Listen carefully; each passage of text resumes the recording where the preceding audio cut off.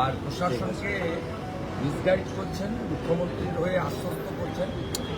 অবৈধভাবে নিয়োগ হওয়া chief secretary Nandini Chakraborty. Election commission যখন আপনার বসিরহাটের জয়েন্ট ভিডিওকে সাসপেন্ড করার জন্য লিখে পাঠায়, তখন রাজ্য সরকার কার্যকর করে না এবং উল্টে বসিরহাট ভিডিওকে সাসপেন্ড না করার জন্য সিদ্ধান্ত পুনর্বিবেচনার জন্য ইলেকশন কমিশন অফ ইন্ডিয়াকে অনুরোধ করে।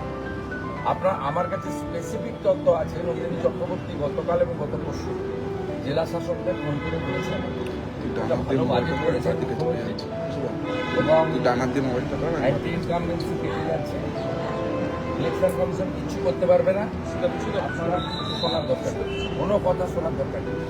এমনকি আজকে সিওর কাছে আমি অভিযোগ করেছি, উত্তরকাঠি বিধানসভা কেন্দ্র, সেখানে বুথ নাম্বারও বলে দিচ্ছি, সেখানে মাইক্রো অবজারভারের সই জাল করা হয়েছে, আপনার মাইক্রো অবজারভারের সই জাল করা হয়েছে এবং তিনি যে ডাউটফুল ভোটারদের রেড ফ্ল্যাগ লাগিয়ে দিয়েছিলেন তাকে গ্রিন করে দেওয়া হয়েছে। বুথ নম্বর হচ্ছে 237, রঘুরামপুর প্রাথমিক বিদ্যালয়, 238 ব্রাহ্মণ সমাজ প্রাথমিক বিদ্যালয়, 248 কালিকা কুমারী এসএসকে।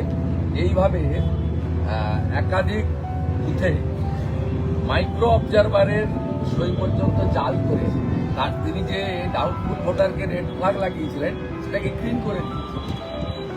তো এখানে একদিকে প্রশাসনের চুরি দুর্নীতি, তাকে নেতৃত্ব দিচ্ছেন চিফ সেক্রেটারি নন্দিনী চক্রবর্তী, অন্যদিকে গুন্ডাদের নেতৃত্ব দিচ্ছেন, গুন্ডাদের নেত্রী, ধর্ষকদের নেত্রী মমতা।